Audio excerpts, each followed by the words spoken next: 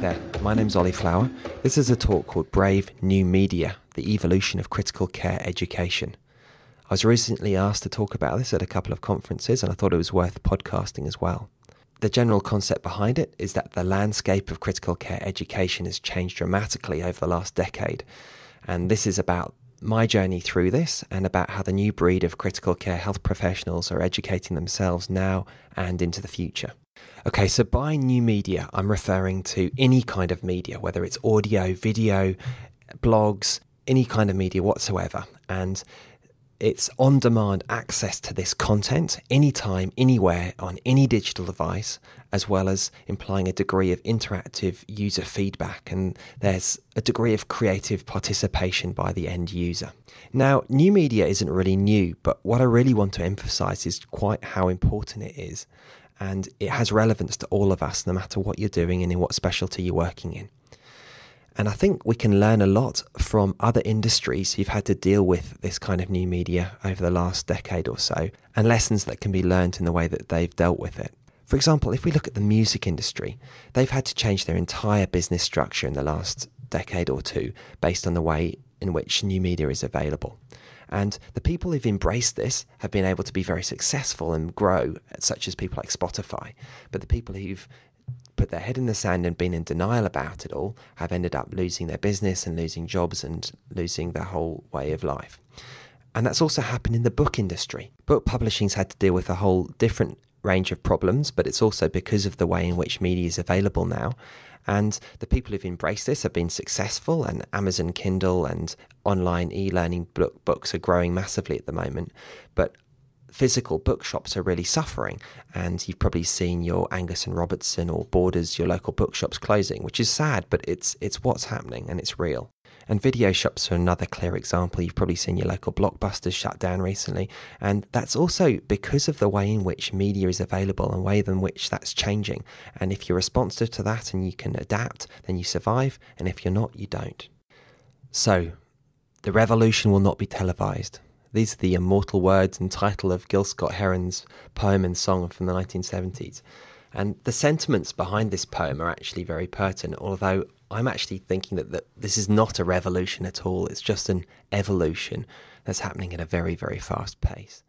And in Gil Scott-Heron's poem, he sort of talks about the fact that this is a live phenomenon that's changing, and that's really what's happening in social media and new media at the moment, is that the changes that are happening at such a fast pace that it's incredibly difficult to keep up with. But unless you actually engage in it and try to keep up with it, you'll be left so far behind that you won't be in the running at all. And I think there's a slight irony behind this, in that the fact that it will not be televised is relevant now, because I think television as we know it will be dead in 10 years. People are losing the capacity to deal with programming that other people are making, and people have lost the patience for watching adverts, and television in the form that we know it is about to die. Okay, so to put this in context, I'm going to talk about critical care training. I really want to stress at the outset that I'm not criticising the way in which we've done education up until this point. I think it's undeniable that we've got some incredibly good intensive care and emergency and anaesthetics and pre-hospital doctors and nurses in this country and all over the world who are incredible examples of how good you can be. And the process that they've been through has obviously been good. And to get them there, they must have been doing something right. But I just want to talk about ways in which we could potentially improve this and augment it and embrace newer technologies to try to improve this experience for the next generation of learners. Now, traditionally, critical care education has relied upon a master-apprentice model. And this works well when both the master and the apprentice get it and stick to the plan and know their roles. We set a series of hurdles, which are essentially tricky exams, and then at the end of it, you're out there and you're working, you're doing your job, if you can get a job. And there's a CME program, a continuing medical educational program. But the onus really lies on the individual to keep up their existing skills and to learn the new ones. One thing that's undeniably changed in the last few years is the scale of what's happening in most specialties. There's critical care is growing overall, and the number of people training has grown, and the number of people teaching has grown. So inevitably you get more outliers, you get more mentors that aren't excellent masters and more students that aren't natural apprentices, and then that sort of model doesn't work quite as well. And then there's the issue of just having a couple of really big exams. So if you have a massive exam that requires a huge amount of preparation, your knowledge at the time when you're sitting it is fantastic, but then drops off very rapidly if you don't keep up and maintain your knowledge after that. So there's now a renewed drive for an old concept of continuous lifelong education, which starts from university and continues until you retire. For this to work, it has to be sustainable, enjoyable, practical and efficient, and obviously must be patient outcome centric. Now, the various colleges involved with critical care training have recognised this and are trying to embrace this to a greater or lesser extent.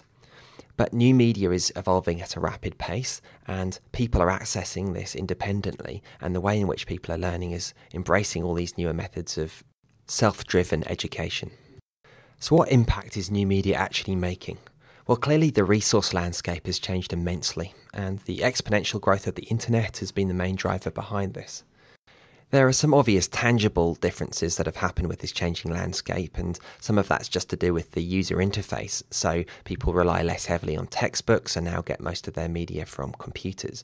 But a lot of that initially was very similar in terms of the way in which we actually learnt. It was reading something off a screen instead of a page and digesting it in the same way, but there was no interaction and the actual learning style wasn't that different. Access to reviewed and collated materials such as from UpToDate or from eMedicine allowed some benefits, but also has some drawbacks because it stopped people thinking for themselves to an extent. Technology has continued to evolve, and that's further shifted the paradigm. Massive increases in the speed and volume of data transfer have hugely facilitated data delivery, fast communication, and they've allowed merging and interaction of every form of communication. In real terms, one of the things this has implied is the ability for self-publication and democratization of publication to happen. We're in the post-Murdoch era now, and it's now cheap and easy to make your own site and put out whatever you want to whoever wants to read it. And this isn't a new phenomenon. This has been happening for well over a decade now. People have been making their own websites. The initial pioneers who are generating this content were people who were passionate about a particular area and wanted to publish it, and they were doing it for the love of the interest in that particular topic. But the problem was these people didn't know each other, they weren't connected, and we had the age-old problem of knowledge silos. They were working away, making great content, but they didn't know each other, and they were relatively hard to find, and they couldn't find other people. And what's really changed in the last 10 years in the critical care online educational universe is that connections are happening. The right people are meeting each other, conversations opened right up, and this is benefiting everybody, from the users and from the people making the content. Now, I was one of these people when I set up my own website, neuroicu.com. I'm into NeuroICU, and obviously I think everybody should be fascinated by NeuroICU. But so I use this as a website to collate all the stuff that I thought was interesting, and it was for me as much as anyone else as a place to store this stuff. And if people found it useful, then great. But it wasn't very connected, and it certainly wasn't very visible. And as is often the case, this already changed due to real-world relationships and interactions. So when I was working in Darwin, I became friends with Chris Nixon. Now, Chris is famous, and ironically, he's just done a podcast on a very similar topic to this, which I'd highly recommend as well, which is mainly focusing on foamed, which I'll come on to. Now, Chris was also really interested in online educational initiatives, and he'd had his own blog, but then he teamed up with a guy called Mike Cadogan, who really is the godfather of all of this stuff. And they started an emergency medicine website called Life in the Fast Lane. So when I started my website, I obviously kept in touch with Chris and Mike and collaborated with them on a few different projects. Life in the Fast Lane grew and continues to grow, but so did the connections with the other like-minded individuals at this time. So an online community was forming. And this was significantly fueled by social media, especially Twitter, but also Facebook, Google+, and LinkedIn. Twitter allowed real-time conversations with experts who are passionate about their subject and allows you to follow them, see what they're talking about and see what they're interested in allows an incredibly rapid spread of ideas amongst these people. It's obviously not perfect, it's got its drawbacks, but when it works well, it's fantastic. And there are many, many clinical examples of how Twitter conversations have influenced clinical management and changed the way in which people practice. And that's an incredible phenomenon that's only very recent. In 2011, I came back from an overseas fellowship back to Sydney, and I got involved with running the Sydney Intensive Care Network meetings. Now, these meetings were basically a bi-monthly meeting where we got a bunch of critical care registrars from around Sydney together. And the recipe was that we had good speakers, free food, free booze, and they were very happy. It was great networking. They got educational experience. It was a very positive experience, but it was pretty small scale. Then we started Intensive Care Network. ICN's an educational and networking website, and the initial purpose was to provide educational material for people who were studying for their exams, to give them notes, papers, give them a forum, and provide some calculators, links to other educational resources. And then we had this idea of trying to augment the learning experience that was happening physically and to try to share it with a bigger audience. And this is when things started to get more interesting. So we went along to the SIN meetings, we recorded the talks, we put them on Intensive Care Network, and we spread the word using our friends on other websites and via social media. I think the power of this was really rammed home one night when we put on a SIN meeting on a rainy night down in Kogarah at St George Hospital, and John Myburgh was giving a talk on fluids. Now, John's a world expert, and he'd gone to quite considerable efforts to make a good talk. But on the night, only about 15 people turned up. It was just, terrible weather and not convenient. We had about another 20 people join online. We were doing live streaming. So there were people around the world who joined up. But, only about 40 people got to benefit from this immense effort that John had gone to. But in the subsequent couple of weeks, when the podcast went up, there were about 3,000 downloads of the podcast. And this really reinforced the power of this. It was a bit disappointing, the live event, but the benefits and the follow-on effects from distributing it this way were incredibly effective, and lots of people benefited.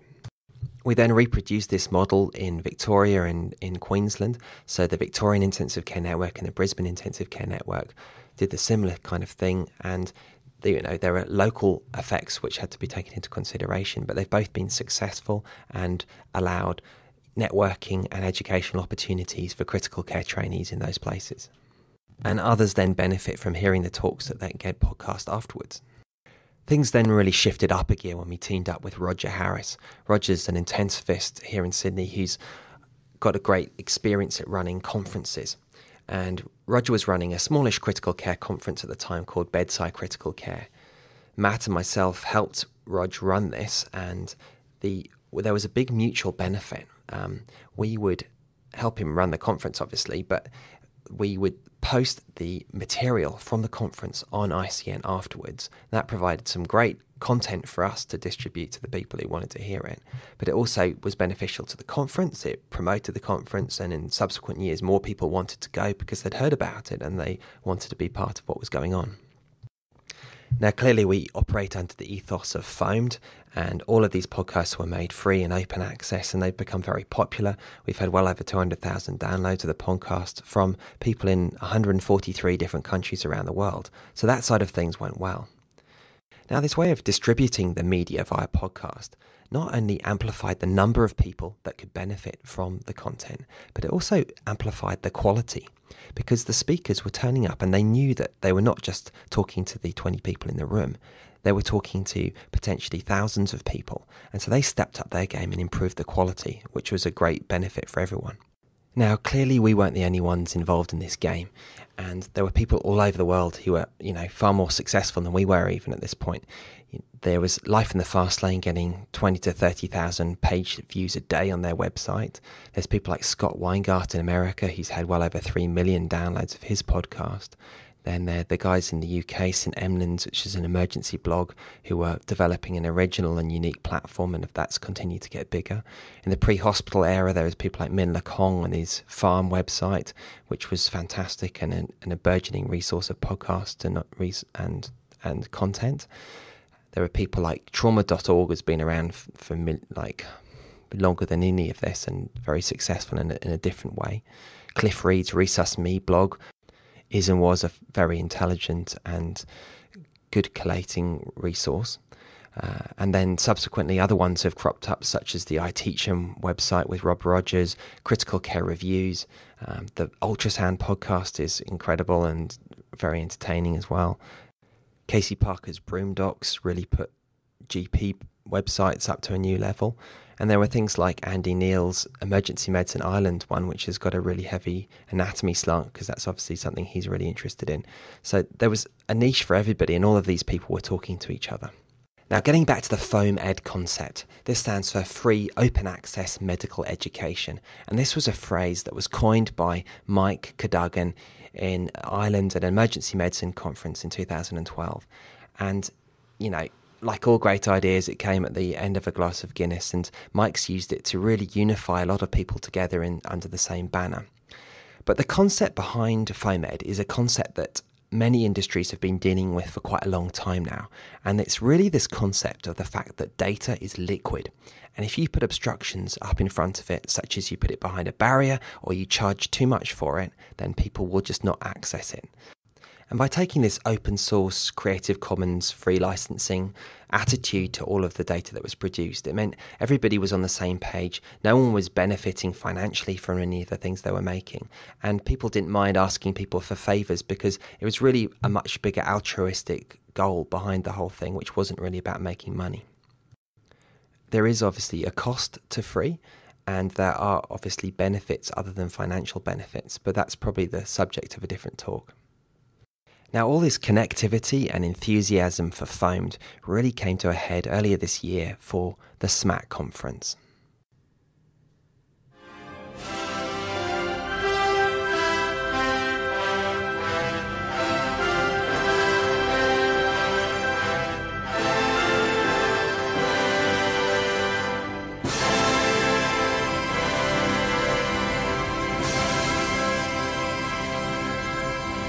So SMAC was a critical care conference that occurred for the first time this March with only a 6-month lead up. Me and Rog came up with the idea, and we knew that there was enthusiasm for this sort of thing. We knew that the physical meetings had power that you couldn't get just from online interactions, but we also knew there was this big audience of people who loved all this online content and would like to meet each other. We embraced the full spectrum of critical care specialties. We used the networks that we'd established to engage and enthuse people as much as possible. And we pulled in all of our friends from around the world, like Scott Weingart, who we knew was a massive name in this world already, and people like Chris and Mike and the St. Emlyn's people, and the people who were making all of these blogs from around the world. We knew if we could engage them and get their audiences involved, then it could work. And it did. SMAC was the most attended critical care conference in the Southern Hemisphere. We had 680 physical delegates and double that number online, following it on Twitter and other forms of social media. The SMAC 2013 hashtag had 16,000 tweets during the actual conference, and there were 23 million impressions left from it on Twitter, and it trended #1 in Australia at the time. Okay, so what are the lessons from all of this? Well, for me, I think looking outside of medicine again is important, and if you listen to media futurists such as Gert Leonhard, see the links in the show notes, there are a few key points that you can take on, and they can really help you survive and negotiate this brave new world. Some of this might seem like trite fortune cookie philosophy, but I think they're very valid in this environment. The first point is that attention is the new currency. By this, I really mean that no matter how good your product, your content, whatever you're trying to promote is, it doesn't matter if no one's looking at it. And the onus really lies on you to make it visible, to make it seen, to make it heard, to put it out there, and to get attention for it. And if you don't have that, then it doesn't matter. And obviously this affects people like the music industry and people trying to sell things on the internet. And that's why you're seeing this sort of move to give things away for free initially to try and buy in a market, and then if you do want to monetize it, then to go for freemium and eventually premium services where people have to pay for better value. But you need to expose people to something first and get their attention. And I think this is very valid in the foamed environment. So that's another reason why foamed has become so important and popular. The second point is that you've got to be worth talking about. If your content is poor or irrelevant, then you're better off not putting it out there at all or not putting it into the spotlight. So the starting point for making any content for educational material has got to be that the content's good and it's relevant for the people you're trying to engage with. The concept of being a must-have seems very alien to a lot of doctors or people working in, the health services, but there is something to it. Someone like Lady Gaga might not be the best singer in the world or the best musician or the most beautiful woman in the world, but she's become incredibly successful by the way she's marketed herself and the way she's portrayed herself. And I think we can all learn something from this because it shows you that there's more to media than just the content itself. And a fourth tip from Gert via Steve Jobs this time: stay hungry, stay foolish. Now, what does this even mean? I think in this context, it means that this is a rapidly evolving area. And if you're not keen to keep up with it and keen to keep making your product or your message or your education better, then you'll fall behind. And the people who are hungrier than you will go ahead. And by staying foolish, I really mean that you've got to be prepared to take some risks. If you don't take a few risks, then you'll never progress and move forward. And the people who are willing to take a few risks will progress faster. So with all of this stuff on ICN and SMAC, etc., are we really doing anything differently to what's gone before, or are we just reinventing the wheel? Well, I think we've done a few things differently. One of them is distribution. By making everything free and open access and available on mobile devices, the content is spread incredibly fast and wide. We've focused on what people want and what works. So on ICN, we focused on podcasts. People like to listen to content. They like to multitask and do it while they're driving or running or whatever they want to do, but they can still choose when they listen to the content that they want to listen to. Video has a place, obviously, and it can be very powerful, but audio seems to be where most people want to get this kind of education at the moment. Curation clearly has validity and value, and being in a filter in this environment is increasingly important. So you can filter out all of the noise and bring people the message that they want and become reliable at doing that, then that obviously has value too. The ability of this to be a two-way conversation is also something that we take very seriously and is an important part of it. And when used well, this form of presenting data can be the ultimate form of peer review when you've got anyone in the world potentially able to access it and comment on it and criticize it in real time, essentially. And there are numerous examples of how this has been very powerful. For example, in Scott Weingart's delayed sequence intubation paper, which was essentially describing a new way to do a technique that hadn't changed in decades, the initial publication hadn't drawn much attention, but when he podcasted it on IMCRIT, hundreds of thousands of people listened, and the peer review process that happened subsequently was very important and very valuable, and this has changed practice worldwide. On Intensive Care Network, we've been able to use this dialogue effectively for a couple of things. For example, earlier this year, you might have been aware that the New England Journal of Medicine published an article on an intervention that could reduce MRSA infections in the intensive care.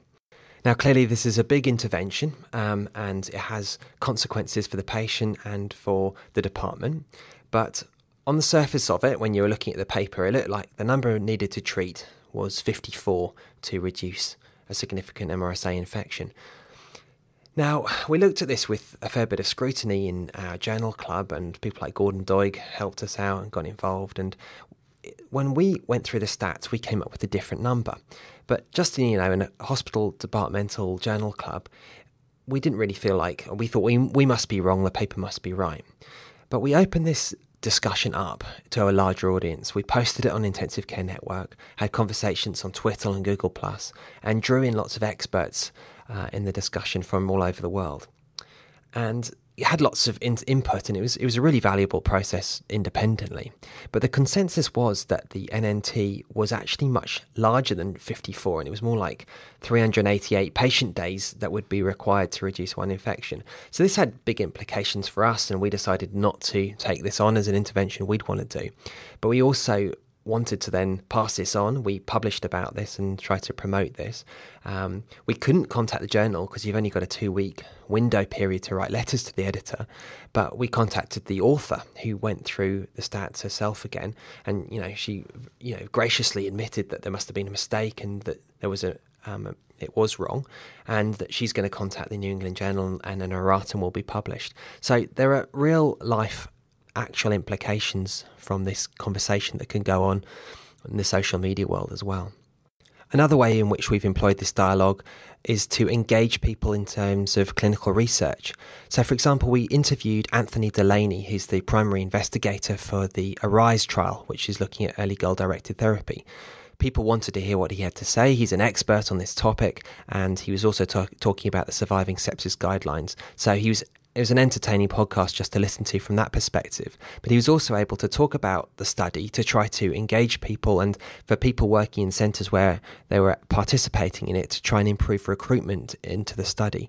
So there were many benefits for both sides on that, and then a discussion could happen on Twitter and on the discussion forum afterwards if people had any queries or additions to the story.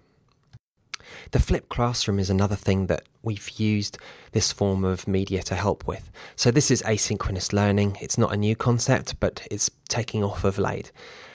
So, for example, you can use it in many different ways, but I made these subarachnoid hemorrhage Pecha Kutches. I wanted to talk about subarachnoid hemorrhage to some of the registrars. So instead of spending an hour talking about subarachnoid hemorrhage and regurgitating the same stuff in a didactic form, I got them to watch the videos, which anyone can watch, but I knew what they were going to watch, and they knew I was going to expect them to have watched it. And then when they turned up to the teaching session the next week, we could talk about higher aspects of this sort of topic. We could go through the nuances, we could discuss the controversies, we could do some case-based discussion, and it was a much more effective learning method, and hopefully cemented the learning when they came to that practical session rather than them hearing it for the first time.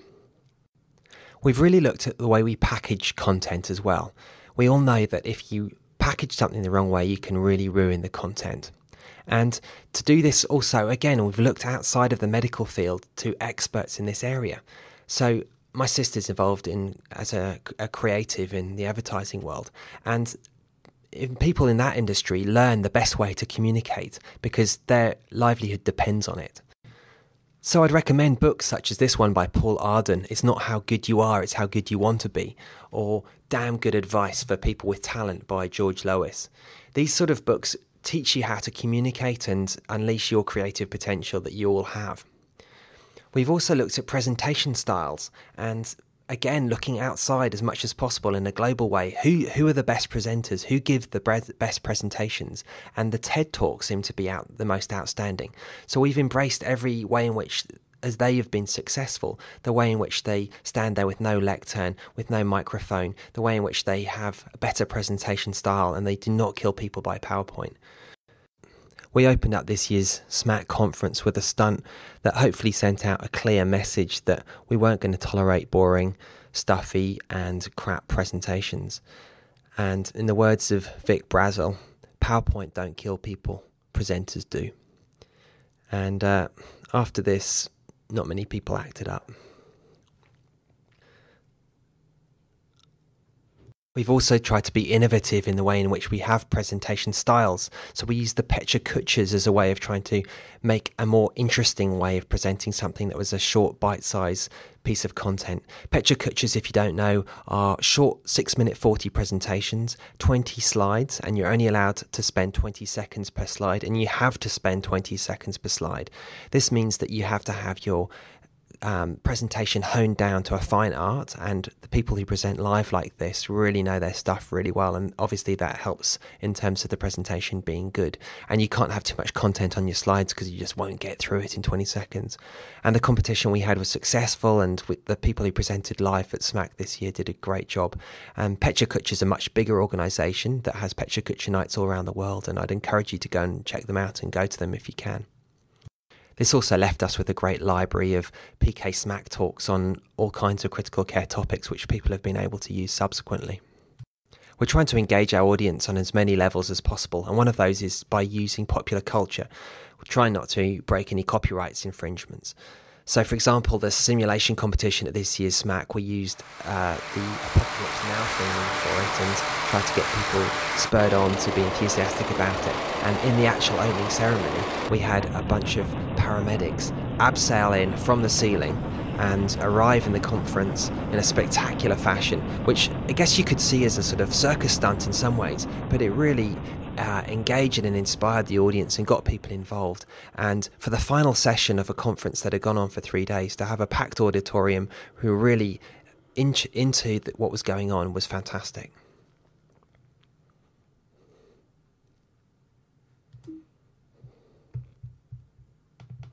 Part of being involved in this whole world involves not taking yourself too seriously and taking the piss out of the other people involved in it. And that's also been an important part of it.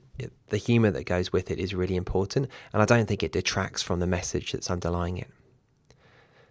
Another facet to this is being amenable to change. This whole environment's changing incredibly quickly, and if you're not responsive to that change, then it does represent a problem, and you've got to be able to change your tactics, change the way in which you interact, change the way in which you deliver the media. Everything's got to be flexible because the environment itself is changing so fast. Now, the final part to this talk is about the trap. All of this bright, shiny new media can be very appealing and definitely seems more attractive than sitting down and doing some hard studying in front of a textbook. But a real take-home message is that, in the words of Pink Floyd, if you don't eat your meat, you can't have any pudding. How can you have any pudding if you don't eat your meat? That's also on a Weingart podcast, by the way. What I mean by that is that you need to still do all of the traditional forms of education, and this stuff is really just the icing on the cake on top of that, and a way of keeping you interested and keeping you stimulated. So you still need mentors, you still need a master-apprentice model, you still need to go home and do reflective learning and problem-based learning. You see a patient that's difficult, you go and read about the topic and you get into it, and you can get that information from digital media or from books or from whatever, but you still need to do that difficult, hard, challenging kind of education. There's nothing to replace that, unfortunately. And you need to see lots of patients and get lots of clinical experience. That's also irreplaceable. This topic was hotly discussed by lots of people, including Victoria Brazil at this year's SMAC conference, and I'd recommend listening to the social media Q&A in which many of the problems with social media were really aired. And Vic Brazil brought up a lot of really important points, such as the fact that, despite all the modern technology, we're not actually improving outcomes in education outside of medicine and inside of medicine as well. So you can't think of this as a panacea, a cure-all that's going to help everything. It's just part of the puzzle and something we need to embrace but won't replace other things. And the other resource I'd refer you to here is Scott Weingart's talk on the pathway to insanity. And this is, I think, really valuable because Scott's one of the biggest proponents and faces and personalities in this world, and he's very popular and lots of people listen to his stuff, and it's also easy to sort of throw stones at people like that. But when you see people like Scott talking about how he learns and about how he educates himself, he doesn't just use new media and like watch videos on YouTube. He's done it the hard way as well. He's gone through a hard training program. He reads 60 journals a month. He has mentors and he has done fellowships, and he continues to work hard at keeping his education up to date in every possible way. And I think that's really the key. This stuff's just an augmentation and complementary to the other parts of education. So as a take-home message, I'd say that the torrent of new media that is rushing past us is moving at an incredible rate. But if you don't jump in now, then you'll get left behind. It represents great opportunity for those of people who get involved in it. But by not getting involved in it, there's also risk by being ignorant to what's going on. So I don't think you have a choice. You need to get involved, and I just suggest that you embrace it as much as you can. I hope to see you all at SMAC Gold next year, and we're going to be rolling out the new Intensive Care Network website very soon, so look out for that. And please, if anyone wants to be involved in Intensive Care Network, we're very open to having new people come on board and bring whatever they want to bring to the group. So please get in touch. Okay, that's it from me.